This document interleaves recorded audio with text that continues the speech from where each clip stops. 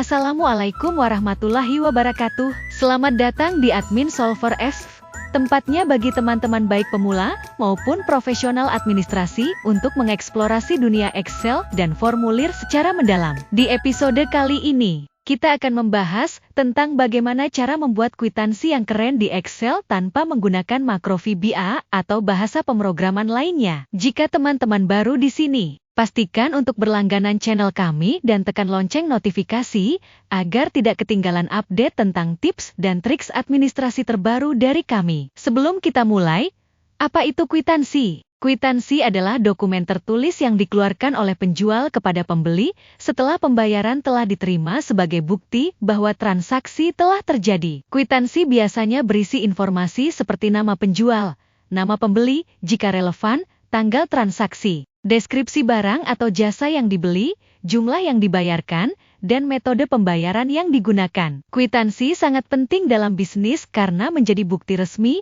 bahwa pembayaran telah dilakukan dan dapat digunakan sebagai referensi untuk pelacakan transaksi, pencatatan keuangan, dan sebagai alat bukti jika diperlukan dalam situasi hukum atau audit. Mari kita mulai untuk merubah dari kwitansi yang manual seperti ini menjadi kwitansi yang otomatis seperti ini. Langkah awal, kita akan membuat tabel di mana tabel tersebut digunakan untuk menginput data atau informasi yang diperlukan di kwitansi. Datanya yaitu nama penjual, nama pembeli, tanggal transaksi, deskripsi barang atau jasa yang dibeli dan jumlah pembayaran. Yang pertama, sebelum nama penjual kita beri dulu nomor kwitansi, kemudian tanggal, nama pembeli, barang atau jasa yang dibeli, kemudian nominalnya. Kemudian kita atur sedemikian rupa. Untuk pembuatan tabel kwitansi ini, nanti kita buat dulu sebagai tabel. Caranya yaitu, dengan Ctrl T atau teman-teman bisa memilih di sini, yang format sebagai tabel, ini atau klik insert atau sisipkan, kemudian tabel. Ini saya menggunakan shortcut Ctrl T. Maka otomatis akan muncul tampilan seperti ini. Buat tabel, di mana data untuk tabel Anda, ini yang sudah kita blok tadi. Kemudian tabel saya sudah memiliki header, ya, karena ini sudah memiliki judul di masing-masing kolomnya. Kita oke, maka otomatis warnanya akan default biru. Jika teman-teman ingin merubah warnanya, bisa diklik yang didesain tabel. Kemudian bisa dipilih warna yang teman-teman inginkan.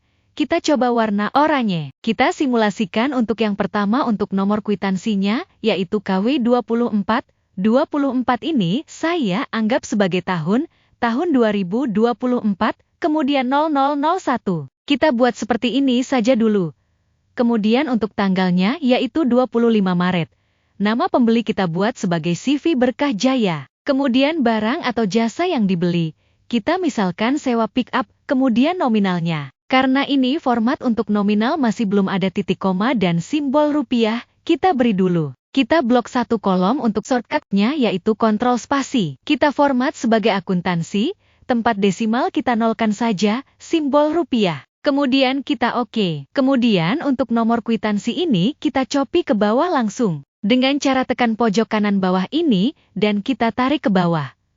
Maka akan otomatis tercopy dan dengan nomor urut yang otomatis. Untuk nama sheet ini kita ganti menjadi input. Kemudian, karena tabel inputan ini sudah jadi, di sini kita buat atau desain kwitansinya. Untuk lembar kerja kedua kita ganti nama, kwitansi. Ini yang saya desain secara umum saja, nanti misalkan dari teman-teman ingin merubah desainnya nanti bisa diubah. Yang terpenting adalah tidak merubah rumus di kwitansi nanti. Di sini kita ketik kwitansi, kemudian ini kita anggap saja dari CV Solver SP.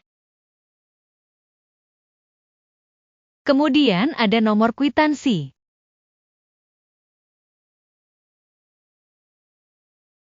Kemudian, di sini telah diterima dari.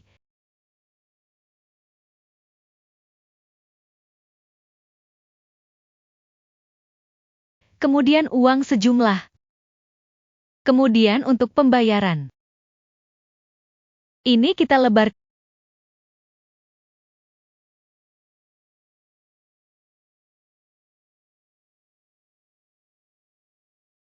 Untuk kwitansi ini kita merger. Kemudian untuk yang di bawahnya juga kita merger. kemudian kita bold.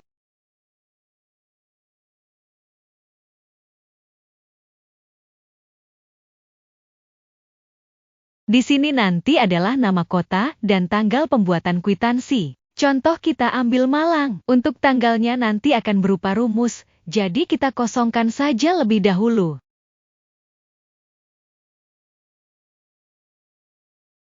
Kemudian di sini pembuatnya, kita anggap sebagai admin solver X. Kemudian di sini nanti adalah nominalnya. Nominal dalam bentuk angka.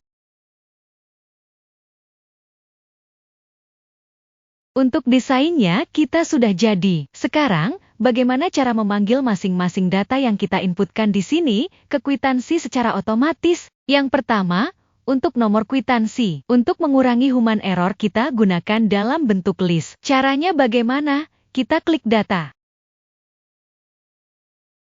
Kemudian di alat data dan pilih validasi data. Kemudian kita pilih yang daftar atau list. Kemudian untuk sumbernya ini, kita klik yang di sini. Kemudian pilih yang di sheet input. Kita arahkan di kolom nomor kwitansi dan tunggu sampai muncul panah ke bawah seperti ini. Kemudian kita klik, kemudian kita enter. Nah, di sini langsung muncul list nomor kwitansi yang telah kita ketikkan. Ini kita pindah saja ke samping kiri.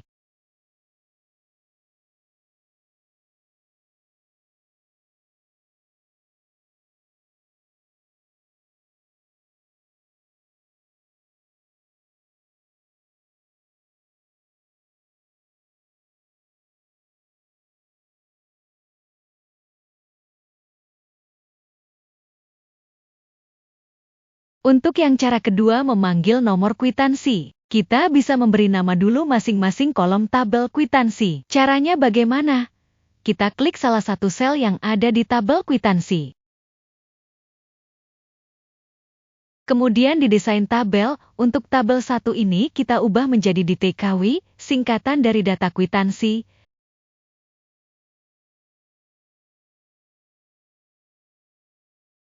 Kemudian ini kita copy. Kita blok untuk kolom yang pertama, yaitu nomor kwitansi. Yang di sini kita ubah menjadi DTKW nomor.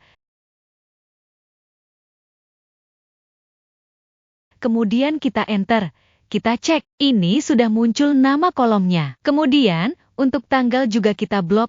Kemudian kita ubah menjadi DTKW tanggal. Kemudian, untuk nama pembeli kita ubah menjadi DTKW pembeli.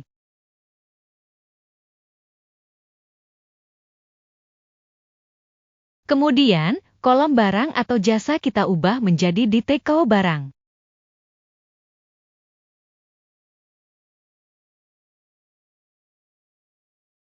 Kemudian, untuk kolom nominal, kita ubah menjadi DTKW nominal. Setelah kita beri nama masing-masing kolom, tinggal kita panggil di sini. Kita hapus dulu. Kita coba untuk nomor kwitansi kita panggil lagi, yaitu di data. Kemudian kita pilih daftar atau list. Kemudian sumbernya kita panggil, yang dirumus, karena sudah kita beri nama tadi yaitu DTKW nomor. Kita oke. Nah, ini sudah muncul listnya seperti yang tadi.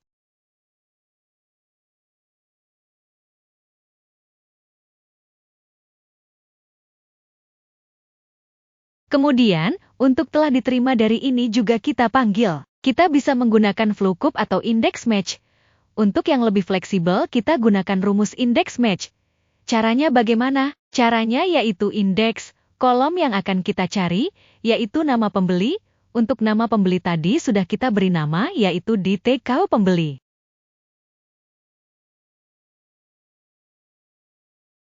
Kemudian titik koma. Match. Kita cocokkan dengan nomor kwitansi di kolom nomor kwitansi yaitu DTKW nomor. Kita pilih yang sama persis. Nah, ini langsung muncul nama pembeli. Kemudian untuk uang sejumlah ini kita lewati terlebih dahulu. Kemudian kita langsung ke untuk pembayaran, yaitu barang atau jasanya.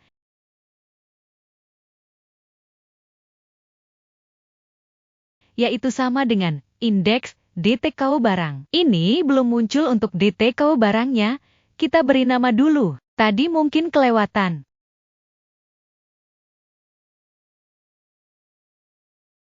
DTKO barang,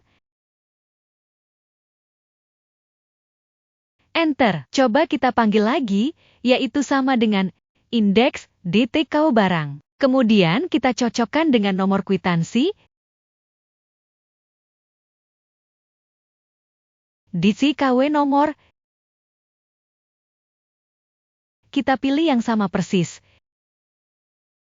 Ini sudah muncul. Kemudian untuk nominal, nominal dalam bentuk angka. Caranya bagaimana? Yaitu sama dengan indeks, nominal, kita samakan dengan nomor kwitansi di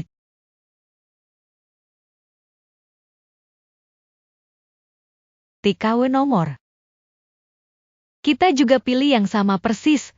Nah, ini juga sudah muncul. Kemudian untuk tanggal, karena ini kotanya nanti tetap, maka di depannya kota kita beri sama dengan petik 2, nama kotanya kita misalkan ini Malang, kemudian kita beri spasi. Kemudian petik 2 lagi, dan kita gunakan rumus teks. Teks, value-nya yaitu pemanggilan tanggal. Caranya yaitu indeks, di TKW tanggal. Titik koma kemudian kita kocokkan dengan nomor kwitansi di TKW nomor, kemudian kita pilih yang sama persis. Ini untuk rumus dari value-nya. Untuk rumus teks kita beri kurung tutup, kemudian titik koma lagi. Kemudian format teksnya kita ambil yang lengkap yaitu didi atau tanggalnya, kemudian bulan, 4 kali, kemudian untuk tahunnya, I 4 kali. Kemudian kita petik 2 dan kurung tutup, kemudian kita enter. Nah, ini akan langsung muncul kota beserta tanggalnya. Kemudian untuk uang sejumlah ini kita buat rumus tersendiri. Karena kita ingin menampilkan nominal secara huruf yang otomatis. Kita buat sheet baru. Kita beri nama rumus. Kemudian di sel pertama ini kita panggil nominal angkanya. Kita samakan dengan nominal yang ada di kwitansi, yaitu sama dengan kwitansi yang nominal ini. Kita enter, maka akan muncul nominalnya. Kemudian di sel B1 kita beri rumus untuk mengetahui berapa banyak angka yang ada di sel A1, yaitu len. Kemudian A1, kita enter, maka akan muncul 7, di mana jumlah angka di sel A1 ini ada 7 angka. Kemudian untuk yang nominal ini akan kita pecah sesuai satuan masing-masing angka. Kita maksimalkan di sini, yaitu ratusan miliar. Kita ketik ratus, kemudian puluh, kemudian miliar. Di sini ratus lagi, puluh lagi, kemudian juta. Kemudian ini ribu.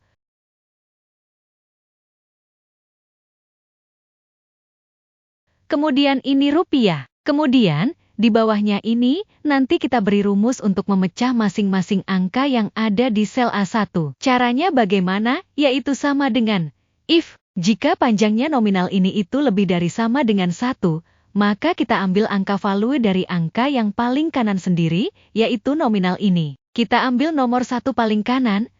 Kemudian jika tidak memenuhi lebih dari sama dengan 1, maka kita abaikan dengan cara memberi 2 petik 2. Kemudian kita enter, di sini akan muncul 0, yaitu angka paling kanan sendiri. Kemudian rumus ini kita terapkan untuk yang di puluhan. Tapi yang kita ambil yaitu angka nomor 2 dari kanan. Untuk rumus nomor 2 dari kanan, kita ambil dulu 2 angka dari kanan, yaitu rate, kurung buka. Nominalnya, titik koma, 2, maka akan muncul 0 2 kali.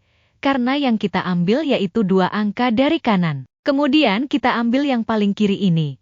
Caranya, yaitu left, kita ambil 1, karena ini bentuknya masih teks. Maka kita ubah menjadi nominal atau angka, kita ambil value-nya. Rumusnya yaitu value kurung buka, rumus yang tadi kemudian kurung tutup. Nah, ini sudah menjadi angka atau nominal. Sekarang kita beri persyaratan seperti satuan rupiah yang tadi. Jika B1 panjang angkanya ini, lebih sama dengan 2 makan. Untuk angka puluhan ini, akan muncul, yaitu sama dengan if,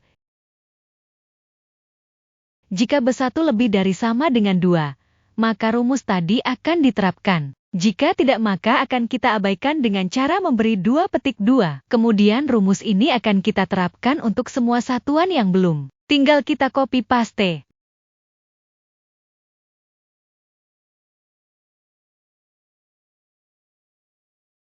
Namun sebelum itu, kita kunci dulu untuk sel B1 di rumus ini, dengan cara kita blok B1 kemudian kita tekan F4, maka akan terkunci otomatis. Kemudian, kita kunci untuk A1 juga.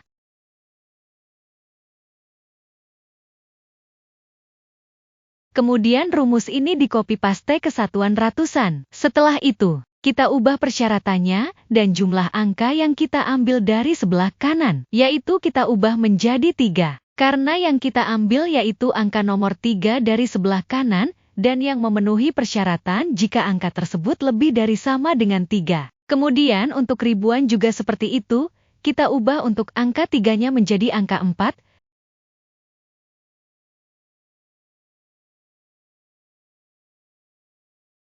kemudian untuk puluhan juga sama, kita ubah menjadi angka 5.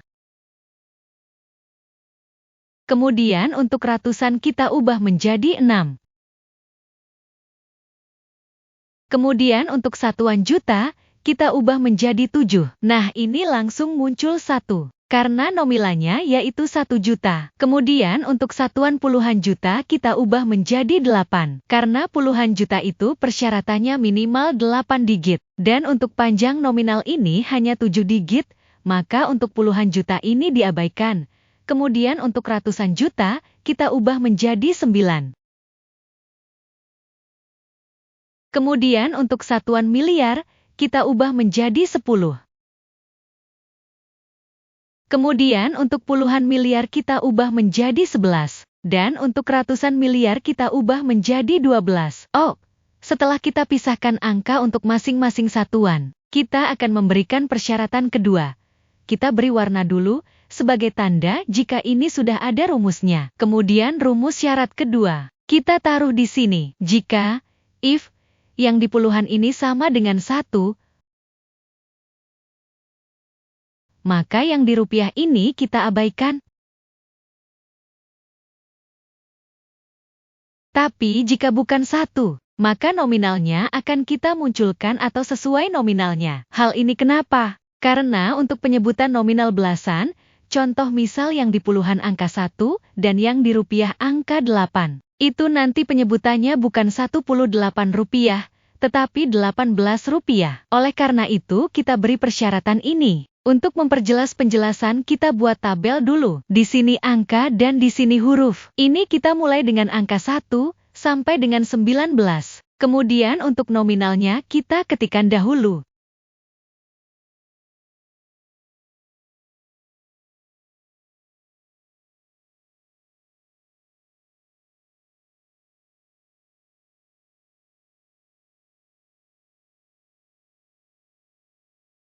Untuk nominal penyebutan khusus yang lain yaitu 100. Karena penyebutannya nanti bukan 100, tapi 100. Ini nanti kita jadikan referensi untuk memanggil angka nominal menjadi huruf. Kemudian untuk puluhan ini persyaratannya bagaimana? Persyaratannya yaitu, jika di puluhan ini angkanya 1, maka yang muncul adalah angka ini digabung dengan angka yang di rupiah. Jika bukan 1, maka akan menampilkan angka puluhan itu sendiri.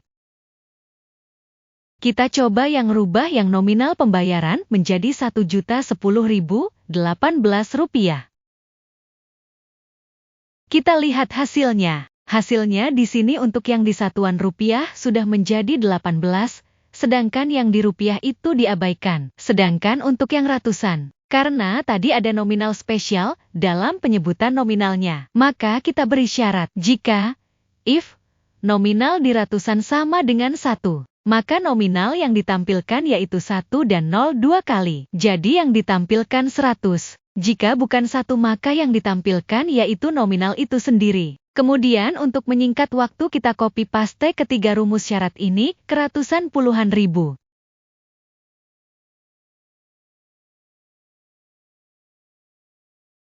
Kemudian ke 110 juta. kemudian ke 110 miliar. Kemudian kita beri warna sebagai penanda bahwa baris ini sudah diberi rumus. Kemudian kita akan memanggil masing-masing nilai ini menjadi huruf, atau kita konversikan nilai ini menjadi huruf. Caranya bagaimana? Caranya, kita gunakan dulu rumus if, jika rupiah nominalnya ini sama dengan 0, atau nominalnya itu kosong, atau tidak ada. Maka yang ditampilkan nanti adalah blank atau kosong juga.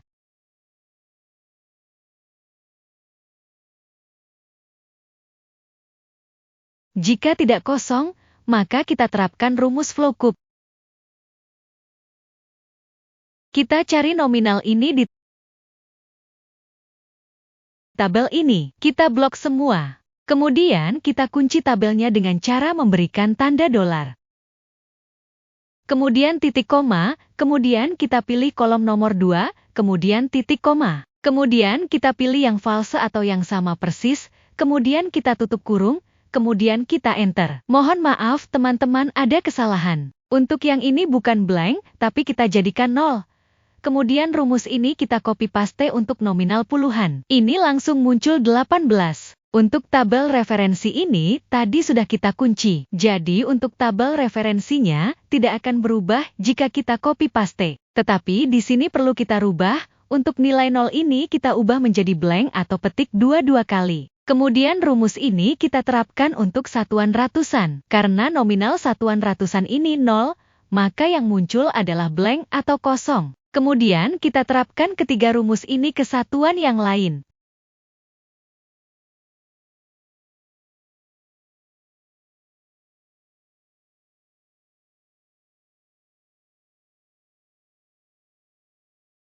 Kemudian kita gabungkan antara nominal dengan satuannya. Caranya yaitu, kita gunakan syarat lagi atau if. Jika nominal ini kosong atau blank kita kosongkan juga. Kemudian jika ada nominalnya, kita terapkan persyaratan kedua, yaitu jika L5 ini sama dengan 0, maka kita sebutkan rupiahnya saja.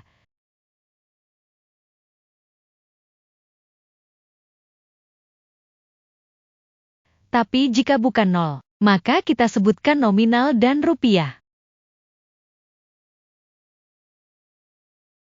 Hasilnya di sini yang muncul hanya rupiahnya saja, karena di L5 ini adalah 0. Kemudian untuk satuan puluhan, kita terapkan syarat, jika nominal di ketiga ini kosong atau blank, kita kosongkan juga. Tetapi jika di K3 ini nominalnya adalah 1, maka yang kita tampilkan hanya nominal belasan saja. Karena kita tidak mungkin menyebutkan 18 puluh, tapi kita hanya menyebutkan 18 saja. Kemudian jika ini sama dengan 0, maka ini kita abaikan. Tetapi jika bukan semua persyaratan ini, maka kita gabungkan nominalnya dengan satuannya. Kemudian kita enter. Kemudian untuk rumus puluhan ini, kita copy paste ke satuan ratusan. Kemudian kita copy paste ketiga rumus ini ke satuan yang lain juga. Kemudian kita beri warna lagi, untuk menandakan bahwa baris ini terdapat rumus di dalamnya. Sekarang kita gabungkan ini menjadi satu kalimat. Sebelum itu, kita beri spasi di antara masing-masing satuan.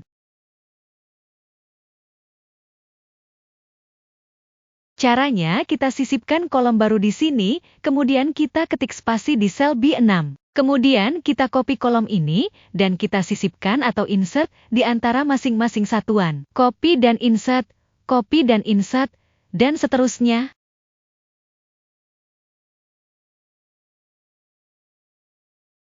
Kemudian di sini, kita gabungkan menjadi satu kalimat. Kita menggunakan rumus concat, yaitu sama dengan concat. Kemudian kita blok dari A6 sampai W6. Kemudian kita tutup kurung. Kemudian kita enter. Ini hasilnya sudah menjadi satu kalimat. Tapi di sini masih terdapat beberapa double spasi. Cara menghilangkannya yaitu kita gunakan rumus trim sama dengan trim. Kemudian sel yang akan kita hilangkan spasi double titiknya. Dengan rumus trim ini double spasi akan dihilangkan dan hanya menyisakan spasi sesuai dengan tempatnya. Dengan ini, maka hasil yang muncul yaitu Rp1.010.018 sesuai dengan nominal di A1. Kemudian kita panggil di form kwitansi. Kita panggil dengan sama dengan sheet rumus sel A9. Tinggal kita format form kwitansinya sesuai dengan keinginan. Kita buat seperti ini dulu. Kemudian kita coba dengan membuat kwitansi baru. Sebagai contoh yaitu pada tanggal 28 Maret 2024. Pembelinya yaitu Chef Maju Mapan. Untuk barang atau jasanya yaitu sewa truk selama 30 hari. Dengan nominal Rp11.918.500.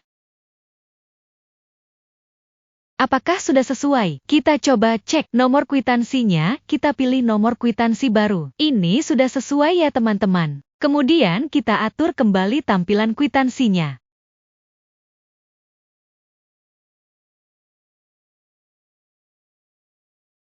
Misal teman-teman ingin menambahkan garis bawah, maka tinggal kita pilih selnya kemudian kita Ctrl U. Maka otomatis akan ada garis bawahnya. Jika teman-teman ingin menambahkan logo juga bisa. Caranya mudah, yaitu kita pilih menu sisipkan atau insert. Kemudian kita pilih ilustrasi, kemudian gambar. Kita pilih di perangkat ini. Kemudian kita cari logo yang ingin kita masukkan. Jika sudah ketemu, bisa kita klik 2 kali atau klik logonya kemudian kita enter. Maka logonya akan muncul di form kwitansi. Kemudian kita atur formatnya. Logo ini ingin saya tampilkan sebagai background kwitansi. Caranya, kita perkecil terlebih dahulu.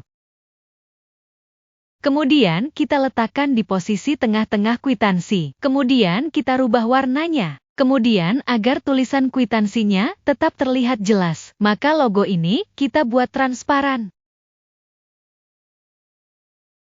Kita coba cek tampilan ketika di print. Sudah sesuai ya teman-teman. Ini nanti tinggal kita cetak, kemudian kita tanda tangani dan distempel. Itulah tadi tips dan triks terbaru dari admin Solver Asus. Jangan lupa untuk memberikan like, subscribe channel kami, dan share video ini kepada rekan-rekan Anda yang juga bekerja di bidang administrasi maupun ingin menambah ilmu tentang dunia administrasi. Jika Anda memiliki pertanyaan atau ingin menyarankan topik untuk episode mendatang, jangan ragu untuk meninggalkan komentar di bawah ini. Terima kasih telah menonton, sampai jumpa di episode selanjutnya di Admin Solver X.